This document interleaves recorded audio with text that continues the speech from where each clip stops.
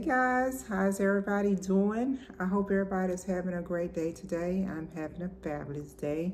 You guys already know it's Granna, so that means it's kitchen talk time. Okay, I really was trying to stay away from this. I did not want to talk about this, but I'm gonna go ahead and tip my toes into the water and put my little 2 cents out there about this nominee in this presidential race. Now, with that being said, you have to be very careful what you say on social media, especially when you're the one that's speaking it on these different platforms, because people really, energy really turns up when you're talking about politics and religion, and we know that. And also, whatever platform that you're on, they will snatch you off. They'll take it down. Okay, so I'm not gonna get in too deep, but I'm gonna just put a little bit out there. So we all saw everything that happened with former President Trump and how everybody has been on Biden to step down because of his age. Mostly was because of his age and him having problems, during that debate that they had and all that.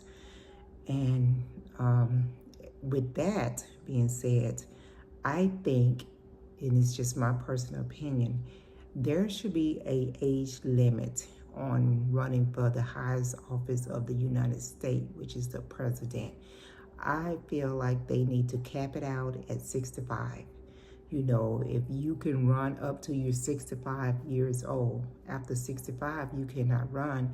I mean, most jobs are even when it comes to the regulation and the rules and stuff with Social Security, most people can get Social Security when they reach the age of 65. Some people at 62, depending on their birthday and stuff like that. So there should be a cap on running for the highest office the highest job in the world, in the United States, because that job requires so much of you mentally. And, there should be a cap. So let's just say that. I agree that it was time for President Biden to really sit back and think about what's ahead of him, and just sit back and think, is it even worth it? Should he just take take these 4 years? He actually has done 8 years. He did 4 with former President Obama, then 4 on his own. Should he just take this time and just sit back and enjoy his family and his family, just relax and enjoy his retirement?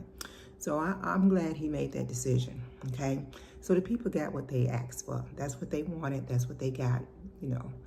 And the second thing is VP Harris. I don't think, if I was in her position, I would not have taken the nominee. She has nothing to prove. She has done what was required of her to do, in my opinion, during her 3.5 years in the White House as the VP. She has nothing to prove to anyone. Now, they wanted Biden to step down or step back. He did that. He endorsed VP Harris to be the nominee, and that's what they wanted. So now they got that. But even with that, I don't feel like she's gonna get 100% of support as if there was another Democratic Party as the nominee. People can fake it so good these days and make it look so good and have you all hyped up thinking that they're behind you, and they're really not. They're really not. They're setting you up for failure. I don't know if any of that's gonna happen, but I don't think, she has nothing to prove to anyone. She's done what she's done. And even with her having a correct the requirements to do the job that she's being a nominee for, the job of President of the United States, I still say she has nothing to prove. I mean, we are supposed to be the most fair in country there is in the world. We're supposed to have rights, equal opportunities, and all this stuff. But they're already coming out with their gun blazing, and they're going to do everything possible to bring her down. And I understand, that there's a race going on. I understand all that. But for my mental health, I would say no, because it's such a stressful position to be in as it is. And then on top of that, I just don't think that the United States is ready for a woman president. I really don't. I mean, she's already made history becoming the first woman to be VP in the United States and a woman of color in the United States. So she's double history right there. So at this point, she don't have anything to prove. She right now is definitely the youngest nominee in the race as far as president. I mean, we got JD over here. He's barely 40, barely into his 40. He might not even be 40. He might be 39, getting ready to hit 40. And then you have the former president rerunning, and he is 77, 78, somewhere around there, So that's one factor that was taken off of the table.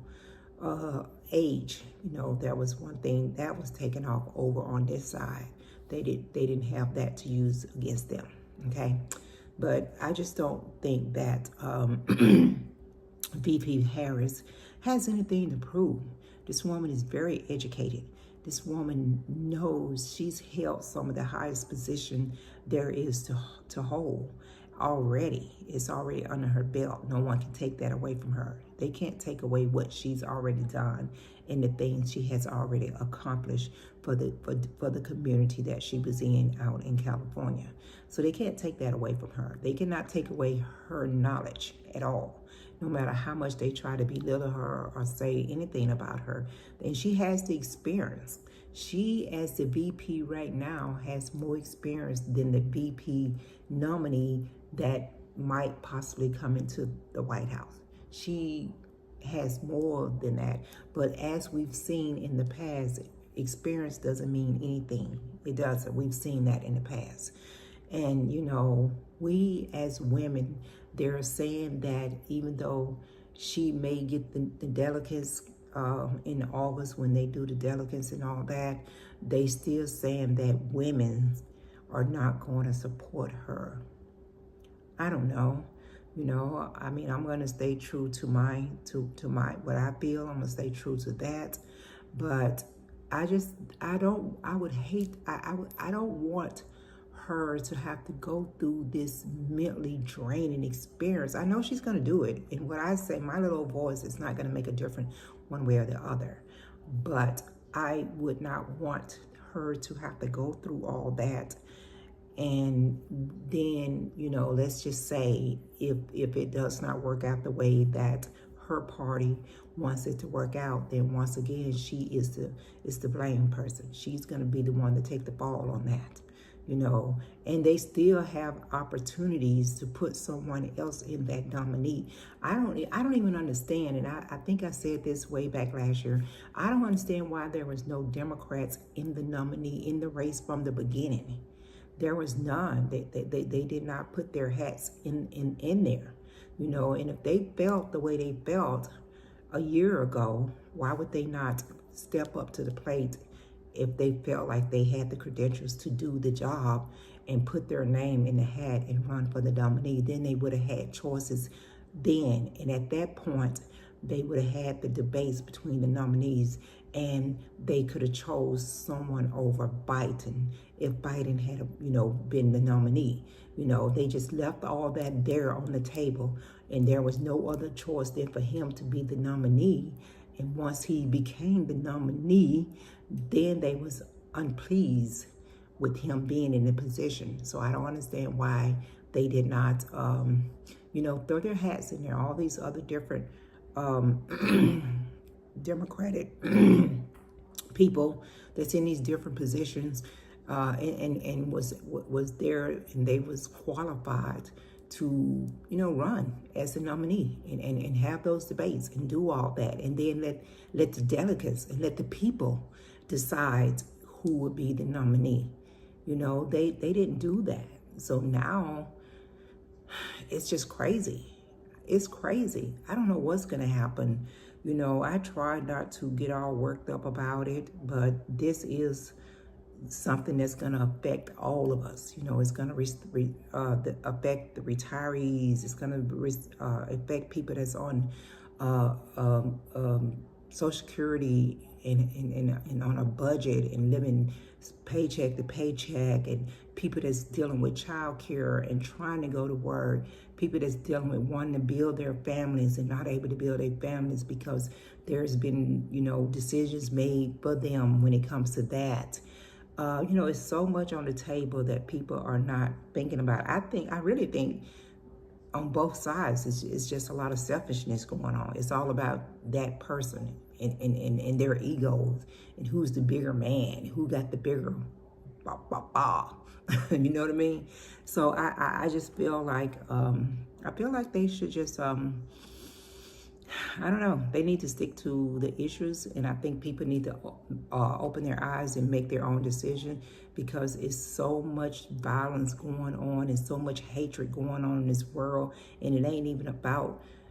It's definitely about people getting innocent people losing their life, but then it's also, you know, it's about there is no peace in this world anymore. There is no peace in this world. It's always something going on. And y'all know, I mean, to be honest, if you sit back and you listen to the news, I don't care if you listen to Fox, CNN, or whoever, ABC, whatever, they're all saying that these other countries are looking at the United States right now, and they're sitting back laughing.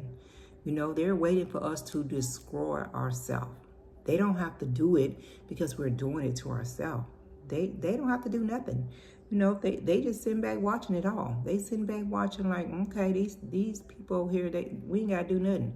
They're gonna divide themselves. We don't have to go in there and divide anything. They're gonna do it to themselves. So I just hope people really think about everything and be open to everything. And when it comes that time to make their final decision on all this that's going on. I do. I just hope people just come together. And however it comes out the wash, as the old folks say, then that's what it is. That's what it is. And at that point, we're not going to be able to do anything but just deal with it and just pray about it daily and pray that we make it through whatever the 4 years is going to bring to the United States. We just have to, really pray about it, because once that final count is done, that is finalized, then there's nothing we can do about it. We're just gonna have to sit back and deal with it and pray about it. I'm gonna come back to you guys later and maybe talk a little bit more, go into a little bit more detail, or how I feel, about Kamala. But kudos to her. She's done what no other woman has been able to do up until this point. She has made history double, and that can never be taken away from her. It should go in the history book, but we also know when it comes to printing things about color, people of color, regardless of brown, whatever, it takes them a minute to put that in the history books. But this woman has proven that she's capable of handling the position of being in the White House as a VP or possibly a presidential. I don't know. We'll just have to wait and see. And y'all can, speak on it and put your opinion out there. But this is just, this is just a little bit of my little 2 cents of my opinion. But I'm not here. I will say this before I get off. I'm not here to debate anybody about anything, because we all have our opinion. And all you got to do is go on social media. You will see all the different opinions and everything. Or just sit down for 5 minutes. That's all that's on the news. That's all, Sit down 5 minutes and watch, from both sides. You can hear what you need to hear from both sides. Okay? Guys, have a great day. I'm going to check you out next time around.